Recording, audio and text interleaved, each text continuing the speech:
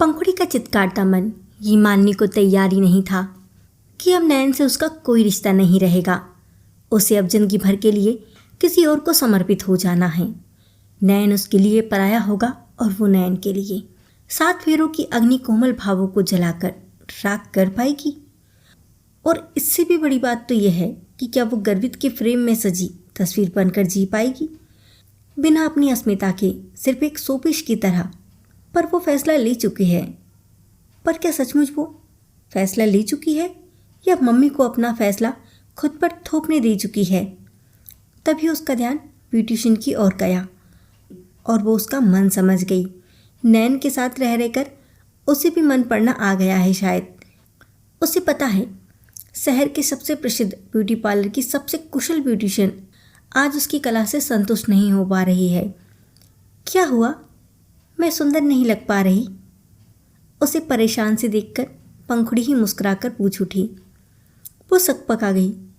नहीं नहीं, आप तो सौंदर्य की प्रतिमा हैं, पर कुछ कमी सी लग रही है जो समझ में नहीं आ रही। चिंता मत कीजिए, मैं संतुष्ट हूँ। पंखुड़ी ने उसका वाक्य हल्की सी हंसी के साथ पूरा किया और उठ गई। अपना लेटेस्ट कशीदाकारी का बेशकीमती लहंगा नजाकत के साथ उठाई, पार्लर का कमरा और कॉरिडोर पार करके कार तक पहुंचते ही पंखुड़ी सारी तारीफ भरी नजरें हसरत के साथ अपनी ओर उठी महसूस कर रही थी। कार में बैठकर ड्राइवर को चलने का आदेश दे पंखुड़ी ने सिर हेडरेस्ट से टिकाकर पलकें मूंद ली। कैसे कहती ब्यूटिशियन से कि वो जानती है कि कमी क्या है। मन की सच्ची खुशी के बिना कोई सुंदर लग सकता है क्या भला? फिर क्या फ़ायदा ऐसी सुंदरता का जिसके दम पर मम्मी को गुमान था कि लड़के वाले मांग कर ले जाएंगे। मांग कर तो ले जा रहे हैं लड़के वाले, पर बिल्कुल वैसे ही जैसे कोई प्रदर्शनी में सजी पेंटिंग पर मुक्त होकर मुंह मांगे दाम देकर कहे, मेरे इंटीरियर डेकोरेटर के पास फ्रेम कराने भेज दो। तभी नयन का वॉइस मैसेज आ गया। तुम्हारे नीट के एग्ज़ाम की डेट आ गई है। उसका लिंक और सभी जानकारी की सामग्री तुम्हारे लैपटॉप में है, डाउनलोड कर दी है। All the best for everything. एक और मैसेज था जिसे सुनने के बाद पंखुड़ी के लिए आंसू रोकना मुश्किल हो गया था। वो मैसेज था, हमेशा खुश रहना और किसी भी ज़रूरत के लिए मुझे बताने में सुकचाने न लगना। हम दोस्त थे और हमेशा रहेंगे। ओह नयन, तुम इतने समझदार और इतने बुद्धू एक साथ कैसे हो सकते हो? क्यों नहीं समझ पाए तुम मेरा मन? नहीं, ऐसा हो ही नहीं सकता कि तुम मेरा मन ना समझ पाओ। फिर क्यों तुमने बगावत के लिए मेरा साथ नहीं दिया? मुझ में ना सही, तुम में तो आत्मविश्वास की कोई कमी नहीं। फिर वो आत्मविश्वास मम्मी का मन बदलने के लिए काम क्यों नहीं लाए? और मैं भी कितनी बेवकूफ़ हूँ, तुम्हें ये समझाने की कभी कोशिश ही नहीं की कि मैं वहाँ खुश नहीं रहूँगी। क्या करूँ? तुम्हें कैसे समझाती कि अपने आत्मसम्मान को गिरवी रखकर कोई खुशी नहीं खरीदी जा सकती? पर तभी पंखुड़ी के विचारों ने दिशा बदली। नैन से बेहतर इस बात को और कौन समझ सकता है? उसने तो कदम कदम पर, तो क्या इसलिए नैन ने उसकी मम्मी के विरुद्ध जाकर उसे अपनाकर, क्या नैन का आत्मसम्मान आहत नहीं होगा? पंखुड़ी के मानस पर अतीत का चलचित्र चलने लगा। उसके घर के बगल में घर था नयन का। पहली बार नयन को कब लड़ते देखा था आत्मसम्मान के लिए? 6-7 साल के रहे होंगे दोनों। उस दिन वे दोनों पार्क में थे जो उनके घर के सामने सिर्फ चौड़ी सड़क के पार था। पापा उसकी निगरानी के लिए बेंच पर बैठे थे। तभी ऑफिस से ज़रूरी फ़ोन आ गया। उन्होंने घर की ओर निकलते हुए यूँ कह दिया, पंखुड़ी बेटा, अगर घर आना हो तो नयन का हाथ पकड़ लेना। मुझे नहीं पकड़ना किसी का हाथ, मैं अपना ख्याल खुद रख सकता हूँ। नेत्रहीन नयन के तमतमाए चेहरे को देखकर सब सकते में आ गए थे। तभी पापा ने बात संभाली थी, अरे बेटा, तुम तो अपना ध्यान रख सकते हो, पर पंखुड़ी तो नहीं रख सकती ना। कितनी अल्लड़ और लापरवाह है वह। चलती कहीं है, देखती कहीं है और गिरती रहती है। मैंने पंखुड़ी से तुम्हारा हाथ पकड़ने को कहा ताकि तुम उसका ध्यान रख सको। उसे नन्हे से नयन ने जो प्यार से आगे बढ़कर उसका हाथ थामा तो आज तक नहीं छोड़ा। कहा जाता है कि जब ईश्वर कुछ लेता है तो बदले में कुछ अनोखा भी देता है। नेत्रहीन नयन इस बात का अनूठा उदाहरण था। गजब की चेतना और सतर्कता थी उसके अंदर। बहुत छोटी उम्र में वो अपना ध्यान खुद रखना सीख गया था। सच्ची था, कई बार दोनों की मम्मी पापा ने देखा और इस बात पर हंसे थे कि पंखुड़ी लड़खड़ाकर गिरने को हुई और नैन ने आगे आकर बढ़कर उसे संभाल लिया। पंखुड़ी कहाँ है, किस संकट में फंसने वाली है, वो ये महसूस कर सकता था। धीरे धीरे पंखुड़ी भी उसे महसूस करना सीख गई। पार्क में बच्चे उसे साथ खिलाने की जिद करने पर मुंह बिचकाते, कुछ बच्चे तो साफ शब्दों में उसके अंधेपन की खिल्ली उड़ाते हुए उसके साथ खिलाने से मना कर देते। ऐसे में नयन के चेहरे पर छपी उदासी और बेबसी पंखुड़ी की बर्दाश्त से बाहर हो जाती। वो नयन के लिए सबसे झगड़ पड़ती और घर आकर भी कभी कभी तो बहुत दिनों तक गुस्सा रहती। उन बच्चों से बोलना, उनके साथ खेलना बंद कर देती, लेकिन नयन उसे समझाता, शांत करता और कहता कि वो खेले। नयन उसके जीतने से खुश होता है। पार्क की बेंच पर बैठ जाता और उसका खुश चेहरा और ताली बजाती भंगिमा पंखुड़ी के लिए जीत की प्रेरणा बन जाती। पार्क में कुछ पतझड़ और बसंत बीतते बीतते पंखुड़ी थोड़ी समझदार हो गई और उसे नयन के खुश चेहरे के पीछे छिपी अकेलेपन की उदासी की परत साफ दिखाई देने लगी। लेकिन खेल छोड़कर नयन के पास बैठकर बातें करने के लिए बनाया गया कोई भी बहाना नयन तुरंत समझ जाता। तू खेलेगी नहीं तो मैं तेरे साथ पार्क आना बंद कर दूंगा। अगर तुझे जीतने या जीत के लिए संघर्ष करते नहीं देखना है तो मेरा यहाँ आना बेकार है। नयन के स्वर की शक्ति पंखुड़ी के दिल को छू जाती। शुरुआती कक्षाओं में नयन को उसकी माँ ने घर पर ही पढ़ाया। बिना ब्रेल लिपि के सिद्धहस्त हुए वो स्कूल जा नहीं सकता था। पंखुड़ी स्कूल से लौटते ही सीधे नयन के पास आ जाती। हालांकि मम्मी से इसके लिए बहुत डांट खाती, पर नयन से सारी बातें शेयर किए बिना ना उसे भूख लगती थी ना चैन पड़ता था। कभी कभी मम्मी ज़्यादा चिढ़ जाती तो पापा कहते, जाने दो, दोनों अकेले हैं और अपना अकेलापन बांट लेते हैं। ये तो अच्छी बात है। नयन के मम्मी पापा भी पंखुड़ी पर जान छिड़कते थे और अपने पापा की तो वो जान थी। उसके क्लर्क पिता ने फैसला किया था कि वो एक ही संतान करेंगे ताकि उसकी हर ज़रूरत पूरा कर सके। फिर वो दिन भी आ गया जब नयन को स्कूल जाना था। नयन के उत्साह का ठिकाना नहीं था। अकेलेपन की अंध गुफा में उसका सिर्फ एक साथी था, पंखुड़ी। पर आज उसके सामने एक ऐसी दुनिया खुलने वाली थी जो न सिर्फ उसके नए दोस्त देने वाली थी बल्कि कहीं ना कहीं उसे सामान्य की श्रेणी में भी रखने वाली थी। वो भी सब बच्चों की तरह स्कूल जाएगा। उसके पास भी करने के लिए बहुत सारी गतिविधियाँ और लौटकर मम्मी पापा को बताने के लिए ढेर सारी बातें होंगी। पंखुड़ी ने गेट, फिर मैदान, फिर कक्षाओं का ऐसा खका खींचा कि उसे पूर्ण विश्वास हो गया था कि वो कहीं गिरेगी ही नहीं। लेकिन पहले ही दिन उसका सामना इस बेरहम दुनिया से हुआ। कुछ उसकी अतुलनीय मेघा और संजीदगी थी और कुछ अध्यापिकाओं की संवेदनशीलता और सहानुभूति कि पहले ही दिन से उसे अध्यापिकाओं की इतनी प्रशंसा और प्रोत्साहन मिला कि वो कुछ बिगड़े विद्यार्थियों की ईर्ष्या का कारण बन गया। वो उसे तरह तरह से परेशान करते, सिर्फ उसका मजाक ही नहीं उड़ाते बल्कि उसकी नेत्रहीनता का फ़ायदा उठाकर उसे चोट पहुंचाने का कोई भी मौका नहीं छोड़ते। स्कूल खुलने के 10 ही दिन बाद पंखुड़ी की बैडमिंटन की इंटर स्कूल प्रतियोगिता में चयन के लिए प्रतियोगिता होने वाली थी। नयन को पंखुड़ी के ही वर्ग में रखा गया था ताकि वो अकेला महसूस ना करे। प्रधान अध्यापिका ने भी पंखुड़ी को बुलाकर समझाया था कि वो नयन का विशेष ध्यान रखे। यदि बच्चे उसके साथ दुर्व्यवहार करें तो तुरंत सूचित करे। लेकिन पंखुड़ी को पूरा समय खेल के अभ्यास में जाना होता था। वो लंच के समय या अति आवश्यक क्लास अटेंड करने की कक्षा में आती और नयन से पूछती कि सब ठीक है, तो वो खुश नजर आता था। उस दिन पंखुड़ी बहुत खुश थी कि दर्शकों की भीड़ में नयन भी होगा उसका उत्साह बढ़ाने को। उधर वो शरारती लड़के नयन के साथ कुछ और ही खेल खेल रहे थे। वो नयन को खेल के मैदान की बजाय बिना बाउंड्री वाले टेरेस पर ले गए थे।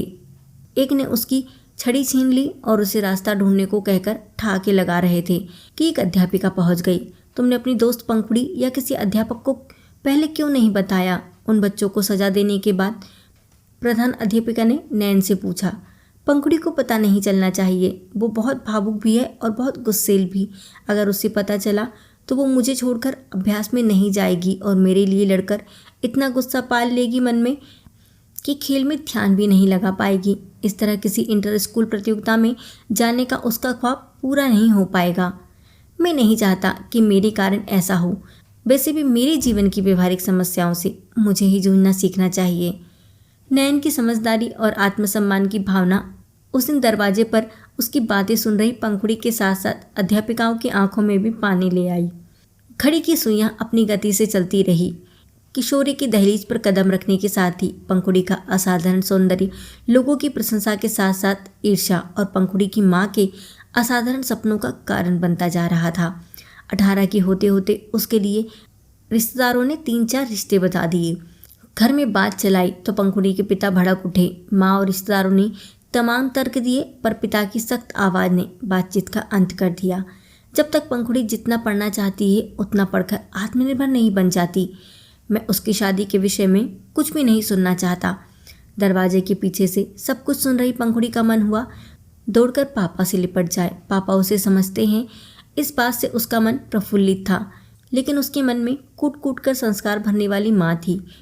9-10 साल की उम्र में ही माँ ने पापा से लिपट चिपट जाने, उन्हें चुंबन देने या बहुत करीब बैठाकर दिल की बातें करने पर बवाल खड़ा करना शुरू कर दिया था।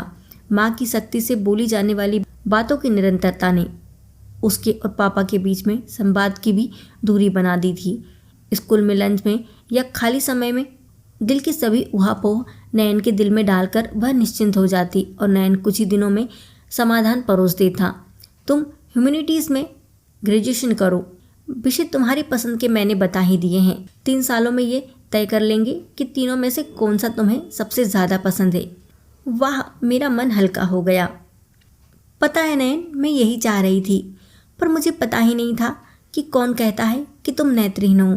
तुम्हारी नज़रें तो एक्सरे मशीन की तरह हैं, जो मेरे दिल की वो बातें भी समझकर मुझे ही समझा देती हैं जिन्हें मैं खुद भी नहीं समझ पाती। उन दोनों के ठहाके लड़कों की ईर्ष्या का कारण बनते और नयन उस ईर्ष्या के परिणाम स्वरूप अक्सर अपमानित होता। पंखुड़ी उनसे लड़ती और खबर मम्मी तक पहुंचने पर मम्मी पंखुड़ी की खबर लेती। उम्र के साथ पंखुड़ी पर मम्मी की हुकूमत बढ़ती गई और उसका आत्मसम्मान भी सिकुड़ता गया। स्कूल के पास ही नयन का स्कूल में मिलने वाला साथ भी खत्म हो गया और घर में मम्मी की पाबंदियों ने भौतिक दूरी भी बना दी। लेकिन अब वे मन से और करीब आ गए। उन्हें वॉइस मैसेज के जरिए दिल के दर्द बांटने से रोकना मम्मी के बस के बाहर था। नयन संगीत का व्याख्याता बन चुका था। उधर पंखुड़ी को पास के छोटे स्कूल में नौकरी मिल गई और मम्मी को पापा की शर्त खत्म होने की शांति। तभी एक रिश्ता घर चलकर आया और मम्मी को मनचाही मुराद मिल गई। पंखुड़ी के आंगन से तेजी से बोलने पर नयन के आंगन में बात सुनाई देती थी। छुट्टी का दिन भी था। मम्मी ने जानबूझकर आंगन में बात छेड़ी थी। शायद पंखुड़ी नेट क्रैक करना चाहती है और फिर शायद उसका मन। एक बार उससे पूछ लेना चाहिए। पापा की इतनी सी बात पर मम्मी आग बबूला हो गई। आखिर चाहते क्या हैं आप? लड़की को घर बैठा कर रखना है या एक अपाहिज की छड़ी बनाने का इरादा है? पंखुड़ी के 18 के होने के बाद से 3-4 रिश्ते छोड़ चुके हैं हम। या तो आप मुझे इस रिश्ते में कोई एक कमी बता दीजिए या बात पक्की करने दीजिए। नयन सब कुछ सुन चुका था। पंखुड़ी फिर भी उसकी राय लेने गई तो उसने कह दिया, रिश्ते में कमी तो सच में कोई नहीं नजर आती है। तुम खुश रहोगी। पंखुड़ी के शब्द निशब्द हो गए और पलकों से नदी बह चली। मम्मी की अनुपस्थिति में पापा उसकी राय जानने आए थे। बहुत सुगबुगाया था मन, लेकिन क्या कहती उनसे। और नयन के दिल की गहराई में दफन अपने जज्बातों को शब्द कभी दिए ही नहीं थे। ऐसे में अकेले अपने जज्बातों को शब्दों का जामा पहनाने का कोई संबल उसके पास नहीं था। उसके शब्द मन की कैद में छटपटाते ही रह गए। सगाई हुई और लड़के वालों ने शुरू किया सिलसिला। पंखुड़ी की खूबसूरत पेंटिंग को अपने घर के बेशकीमती फ्रेम में मढ़ने के लिए उसके व्यक्तित्व की काट छाट का। हालांकि मम्मी की खुशी का ठिकाना नहीं था जब पहली बार महंगी शोफर डिब्रेन कार पंखुड़ी को शादी की शॉपिंग के लिए लेने आई थी। लेकिन शॉपिंग से लौटकर पंखुड़ी रोते हुए मम्मी से लिपट गई थी। शॉपिंग के दौरान महंगे रेस्टोरेंट में लंच के लिए गए थे वो। उसके होने वाले पति गर्भित ने उसका मजाक बनाते हुए उसे कांटे छुरी से नजाकत के साथ खाना सिखाने की हिदायत दी थी। रेस्टोरेंट में खाने से पहले शराब लेना उसके लिए स्टेटस सिंबल था और भी बहुत कुछ। घर आ गया। ड्राइवर की आवाज़ से पंखुड़ी वर्तमान में लौट आई और अपना लहंगा समेटकर अपने कमरे में आ गई। तभी सास का फ़ोन आ गया, तुम दोबारा पार्लर चली जाओ। तुम्हारे उस लुच्चे वेडिंग प्लानर ने दगाबाजी कर दी। हमारे बिजनेस राइवल का थीम ही उसने हमें बता दिया। जिनके बेटे की शादी अभी पिछले महीने हुई थी। अब हम भी वही थीम ड्रेसेस पहनेंगे तो लोगों को लगेगा कि हमने नकल की है। ऐसे ही गफलत के लिए हमने सबकी दूसरी पोशाकें तैयार करवा कर रखी थी, लेकिन तैयार करने में तो पार्लर ने 2 घंटे का समय। अरे अभी तो सब पीकर टुन्न है। बारात निकलने के बाद डांस में समय लगेगा। बारात पहुंचने से पहले आ जाओगी वापस। लेकिन मम्मी जी, वो लहंगा बहुत गड़ता। देखो, जो कह दिया वो करो। एक बात तुम आज ध्यान से सुन लो, हमारे यहाँ बहुओं को ना कहने की इजाज़त नहीं है। बात समाप्त करके सास ने फ़ोन रख दिया और उससे मिलने आए नयन ने सुन लिया। थोड़ी देर दोनों पलकों पर नदी बहाए निशब्द बैठे रहे। तुमने ये सब पहले क्यों नहीं बताया? तुम तो मेरा चेहरा पढ़ लेते थे ना, तुमने खुद क्यों नहीं पढ़ लिया? तुम कैसे नहीं देख पाए कि मेरा दिन ब दिन मुरझाता चेहरा पंखुड़ी की वेदना नाराज़गी के बहाव में बह रही थी कि उसने अपने होंठ काट लिए। क्या वो नयन की नेत्रहीनता का मजाक बना रही है? पर नयन उसकी व्यथा में उसके साथ बह रहा था। उसने पंखुड़ी के शब्दों को सामान्य ढंग से लिया। हाँ, नहीं देख सका क्योंकि शादी तय होने के बाद से तुम मेरे सामने आई ही नहीं। पिछले 4 महीनों में एक बार भी नहीं। कोई वॉइस मैसेज भी भेजती तो तुम्हारी आवाज़ में ही तुम्हारी परेशानी दिख जाती मुझे। मैं तो तुम्हारी दूरियों का कारण ये समझता रहा कि तुम 7 फेरों के पवित्र अग्नि के सामने किसी और की होने से पहले मेरे प्रति अपने अनुराग को भूलना चाहती हो, इसलिए भौतिक दूरी का सहारा ले रही हो। और मैं भी इसलिए भूलना चाहती हूँ। मैं तुम्हारे प्यार को भूल सकती हूँ भौतिक दूरी के सहारे? तुमने ये सोच भी कैसे लिया? कहते हुए पंखुड़ी मुड़ी तो अटक कर लहंगे से गिरने को हुई और नयन ने तुरंत आगे बढ़कर उसका हाथ थाम लिया। पंखुड़ी ने उसका हाथ कसकर पकड़ लिया। ये अभी अभी आपने क्या कहा नयन? जो जज्बात कभी शब्द न बन सके, उन जज्बातों को आज शब्द मिल गए। आज जब पंखुड़ी फूट फूट कर रो पड़ी और नयन ने उसका चेहरा अपने हाथों में ले लिया और उसके आंसू पोंछते हुए बोला, अभी भी कुछ नहीं बिगड़ा है। तुम इस शादी से मना कर दो, मैं तुम्हारे मम्मी को मनाने में तुम्हारा साथ दूंगा। तुम? पंखुड़ी नाराज़गी से बोली। देखो पंखुड़ी, बात को समझने की कोशिश करो। दोनों समस्याओं को अलग रखो। तुम्हारी मम्मी तुम्हारी शादी एक अपाहिज से यानी मुझसे नहीं करना चाहती। इसे मैं गलत नहीं मानता, इसलिए तब मैंने तुम्हारा साथ नहीं दिया। सोचा था कि तुम पति का प्यार पाकर मुझे भूल सकोगी, लेकिन एक ऐसी जगह शादी करने को तैयार हो जाना जहाँ तुम्हारे मन की कद्र नहीं, आत्मसम्मान की कद्र नहीं, ये सरासर गलत निर्णय है। मैं तुम्हें ये निर्णय नहीं लेने दूंगा। पंखुड़ी की उम्मीद बंध गई, पर दूसरे ही पल वो फिर सहम गई। बारात दरवाजे पर आ गई। सारी तैयारियां हो गई हैं। अब कैसे? बारात और तैयारियां शादी के लिए होती हैं, शादी बारात और तैयारियों के लिए नहीं। पापा उन लोगों की सारी बातें सुन रहे थे और उनका दृढ़ स्वर गूंजा। वैसे भी बारात दरवाजे पर नहीं, जनवासे में है, जहाँ पर ज़्यादातर लोग पीकर धुत हैं। पिछले 4 महीनों में मैंने उनके अहंकार और तानों से आहत होकर भी चुप रहा, ये सोचकर कि मेरी बेटी खुश है। पर मुझे क्या पता था कि मेरी बेटी। उन्होंने बाहें फैला दी और पंखुड़ी उनसे लिपट गई। पंखुड़ी को सांत्वना का दुलार करने के बाद वो मम्मी की ओर मुखातिब हुए। ऐसी जगह ब्याहना चाहती हो तुम बेटी को, जहाँ उसे ना कहने का भी अधिकार नहीं? कैसे तुम उसका मुरझाता चेहरा और आंसू न देख पाई? माँ होकर भी। माँ ने सिर झुका लिया। मुझे भी स्थिति की गंभीरता का एहसास आज ही हुआ जब पंखुड़ी की सास का फ़ोन मेरे पास आया। बड़े ही अहंकारी लहजे में पंखुड़ी की दोबारा तैयार होने की नानुकुर की शिकायत करते हुए पापा ने तुरंत पंखुड़ी की सास को फ़ोन लगाया। आपके यहाँ बहुओं को ना कहने का हक नहीं है ना? पर हम तो ना कह सकते हैं ना? नाजो सी पाली बेटी है मेरी, एक इंसान, एक व्यक्तित्व, कोई तस्वीर नहीं जिसे आपके घर में फ्रेम में बढ़ने के लिए दे देंगे। पापा फूट फूट कर रो दिए और पंखुड़ी को ऐसे दुलारने लगे जैसे सालों की कसर पूरी कर लेना चाहते हों। नयन जाने लगा। उन्होंने पंखुड़ी को छोड़कर उसका हाथ थाम लिया और पंखुड़ी का हाथ उसके हाथ में देकर बोले, इसे देखा तो सिर्फ तुमने है, तुम ही इसे समझ सकते हो, इसका ध्यान रख सकते हो। देखना, ये कभी गिरने ना पाए, कभी हारने ना पाए।